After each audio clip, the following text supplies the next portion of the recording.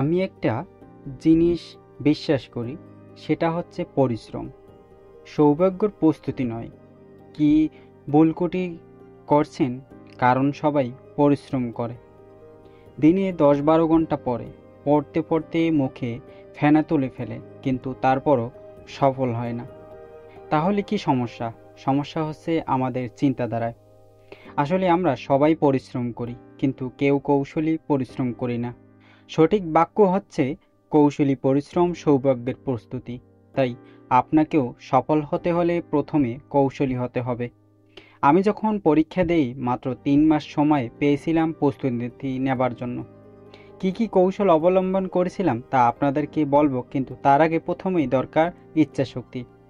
আপনি যতই কৌশলী হন না কেন, যদি আপনার ইচ্ছাশক্তি না থাকে তাহলে আপনি হোঁচট খাবেন মাঝপথে। এখন ইচ্ছাশক্তি কেমন হওয়া উচিত, এর জন্য একটি গল্প বলি আপনাদের। এক ছেলে একজন গুরুর কাছে গিয়ে বলল, আমি আপনার কাছে থেকে কিছু শিক্ষা নিতে চাই, আমাকে কি করতে হবে? গুরু সেই ছেলেটিকে নিয়ে একটি পুকুরে নামলেন।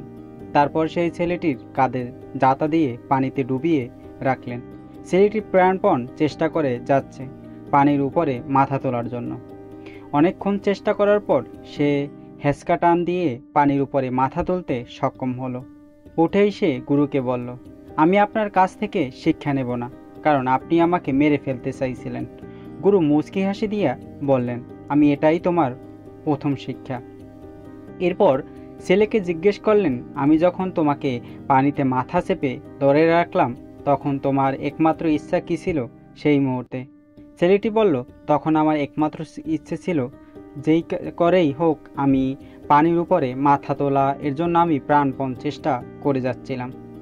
তখন গুরু বলল, শিক্ষার জন্য তোমাকে এমন ইচ্ছা শক্তি প্রথমে অর্জন করতে হবে, তাহলে তুমি শিখতে পারবে। ঠিক তেমনি বিশ্ববিদ্যালয়ে ভর্তির জন্য আপনাকে প্রথমে ইচ্ছাশক্তি অর্জন করতে হবে। আর ইচ্ছাশক্তি অর্জন করতে পারলে আপনি স্বয়ংক্রিয়ভাবেই পড়বেন, কেউ আপনাকে বলে দেবে না পড়ার কথা। তাই প্রথমে ইচ্ছাশক্তি ঠিক করুন যে আমাকে যে করেই হোক বিশ্ববিদ্যালয় পরীক্ষায় চান্স পেতে হবে, আর এজন্য আমি পরিশ্রম করতে রাজি আছি। এরপর পরিশ্রমের কৌশল ঠিক করুন। নৈবেত্তিক কিভাবে পড়বেন? নৈবেত্তিক প্রশ্ন একটি জিনিস, তা আপনি যতই পড়বেন আপনি ততই ভুলে যাবেন। এগুলো পড়ার কিছু নিয়ম আছে যা আমি ব্যক্তিগতভাবে অনুসরণ করি। পরীক্ষার হলে আপনি যখন বসবেন তখন 4টি উত্তরের ভিড়ে আপনি দ্বিধাদ্বন্দ্বে ভুগবেন, এবং দ্বিধাদ্বন্দ্বের ভিতর যারা কনফিউজ না হয়ে মাথা ঠান্ডা রাখতে পারবেন তারাই সফল হবেন। যেভাবে পড়বেন, শুধু উত্তর পড়ুন। অনেকেই অপশন সহ প্রশ্নের উত্তর পড়তে দেখি, এতে আপনি বেশি কনফিউজড হবেন। প্রথমে প্রশ্ন পড়ুন, এরপর এর উত্তর।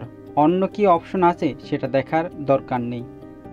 নিজেকে পুরস্কৃত করুন, নিজের ভিতর প্রতিযোগিতা সৃষ্টি করুন। এভাবে নিজেকে বলুন, আমি যদি এই প্রশ্নের উত্তরগুলো এখন বলতে পারি তাহলে আমার প্রিয় কোনো খাবার খাবো। নিজেকে পুরস্কৃত করলে নিজের ভিতর স্পৃহা বাড়ে। অন্যকে প্রশ্ন ধরুন। বন্ধুদের সাথে যখন আড্ডা দিবেন তখন একে অপরকে নৈবেত্তিক জিজ্ঞেস করুন। এই আড্ডার সময় যে জিনিসগুলো পড়া হবে তা বেশি মনে থাকবে।